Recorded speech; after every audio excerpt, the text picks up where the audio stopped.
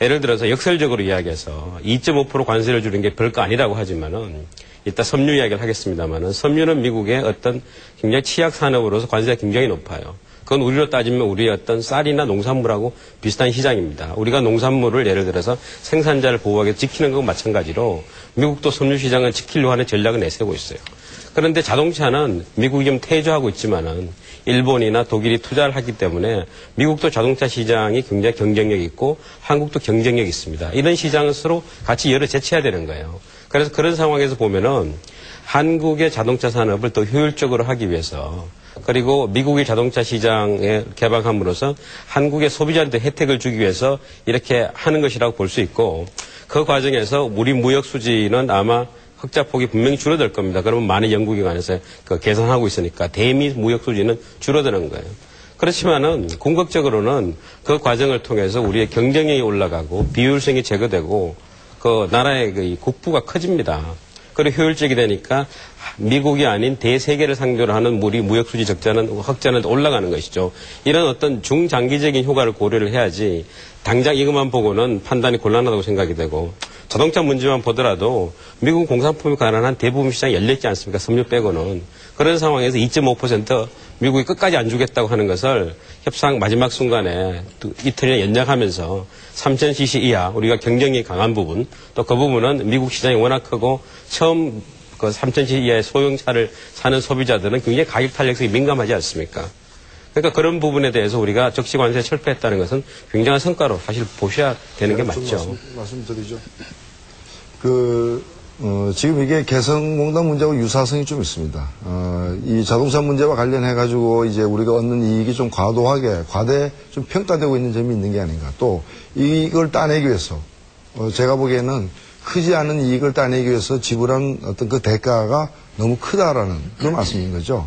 지금 이미 이 2007년 말까지 이미 뭐 대우나 현대나 기아차 등 해서 이 현재 법인화에서 지금 이제 미국에 판매되고 있는 우리 브랜드가 50%를 이미 상회하고 있는 그런 상황에서 2.5% 관세 인하가 이제 받는 혜택이 생각보다는 적다는 얘기고 그리고 또 실제 업계 쪽 얘기 들어보면은 우리 경쟁력이 있는 것이 3000cc 이하라고 하지만은 실제 업계에서 영업이익은 3000cc 이상 대형차에서 훨씬 더 많이 나온다는 것은 뭐 이미 잘 알려진 일입니다. 문제는 어디 있는가 하면 여기서 우리가 잃었다는 얘기가 아니라 얻기는 얻었는데 그게 얻은 게 그렇게 크지 않다는 얘기고 그 대신 이걸 얻기 위해서 우리가 무엇을 줬느냐를 따져봐야 된다는 거죠. 그래서 아까 얘기한 것이 이제 비관세 장벽을 갖다가 이렇게 미국의 요구에 따라서 허물어버린 그 점입니다. 바로 이 특수세를 갖다가 이렇게 지금 5%로 낮춘 문제라거나 그리고 자동차세를 갖다가 이렇게 낮춘 문제 이 배기량 이제 기준을 갖다가 이제 완화해서 낮춘 문제 이런 것은 이로 인해서 약 연 4천억 정도 손실이 난다고 하는데 이것을 지금 메꾸는 방식이 아주 재밌어요. 이 메꾸는 방식이 뭔가 하면 주행세에서 지금 이걸 갖다가 주행세에서 인상해서 이걸 메꾸겠다는 건데 결국에는 좀 더 많이 가진 사람들이 더 많이 내는 세금을 감면해주고 그 부족분을 메꾸기 위해서 모든 사람에게 똑같은 세금을 갖다 내게 만드는 식이라는 거죠.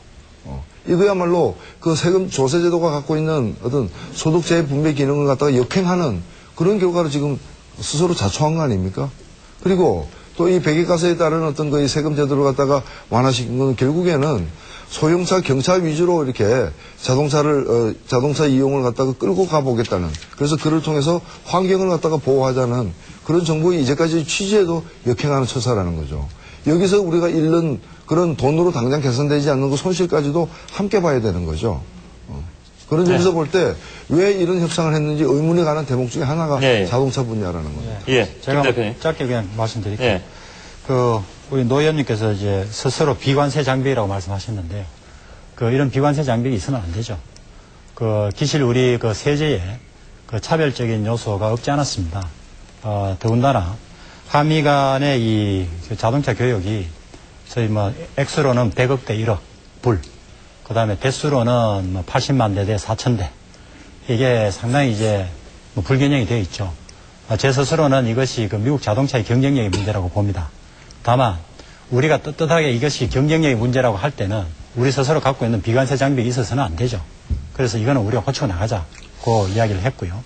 그 다음에 그 이제 세제를 고치고 나가는 데 있어 가지고 그 다음에 뭐 세수 감소가 생기는데 그 보충 방식을 어떻게 할 거냐, 주행세로 갈 거냐 말 거냐, 그건 정해진 바가 없습니다. 그건 이제 앞으로 논의를 해야 되고요. 그 노 의원님 같이 그런 뚜렷한 의사를 갖고 계신 분들은 앞으로 이러한 논의가 있을 때 그런 의견을 개진을 해 주십시오. 뭐 좋은 방법이 있으면 다른 방법을 하면 되고요.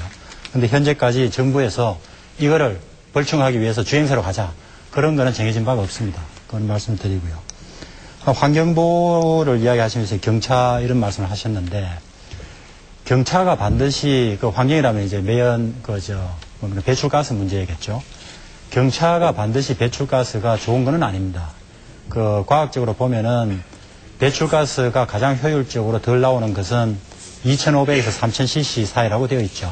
그래서 경차로 가면은 차가 작다고 해서 뿜어내는 것에서 나오는 가스가 막 위해한 가스가 적다, 이런 것은 반드시 일치하지 않습니다. 그래서 그것도 조금 사실이 다르다는 말씀을 제가 좀 지적을 드리고 싶습니다. 아니, 한 가지만 제가 말씀드리죠. 그 비관세 장벽은 무조건 없애야 된다고 생각하시는 모양인데, 그래서 이제 특별 소비세 같은 것도 없는 게 낫다. 저는 그건 미국 국적을 가진 사람의 발상이지 한국 국적을 가진 사람의 발상일 수는 없다고 생각됩니다. 우리의 필요에서 우리 사회 조건에 맞게끔 그 부족한 이 사회복지를 그나마 확충하기 위해서 소득 재분배를 위해서 그나마 둔 게 특별 소비세인데, 그것마저 없앤다면, 그런 방식의 발상이라면 종합부동산세도 없애야죠. 그것도 나중에 투자자 국가 대수 대상이 될 수도 있는 겁니다. 나중에 다뤄지겠지만은. 예. 그래서 그걸 갖다가 어느 관점에서 어느 입장에서 누구의 이해관계를 위해서 보느냐, 근본적인 차이가 있는 거죠. 네. 그 제가 비관세 장비라고 말씀드린 것은 바로 노 의원님께서 비관세 장비라는 말씀을 하셨기 때문에 그러니까 제가 그렇게 말씀을 드린 거고, 사실 저희들은 협상을 하면서 이것이 비관세 장비라고 고백을 하진 않았습니다. 아니, 미국으로부터 비관세 장벽으로 이제 불려서 이렇게 낮춰진 거 아닙니까? 예. 그 다음에 하나만 이야기할게요. 그 특소세다 이제 이런 말씀을 하셨는데, 사실 이 조세에 관한 권리는 주권 사안이죠. 그래서 이것은 뭐 제3국이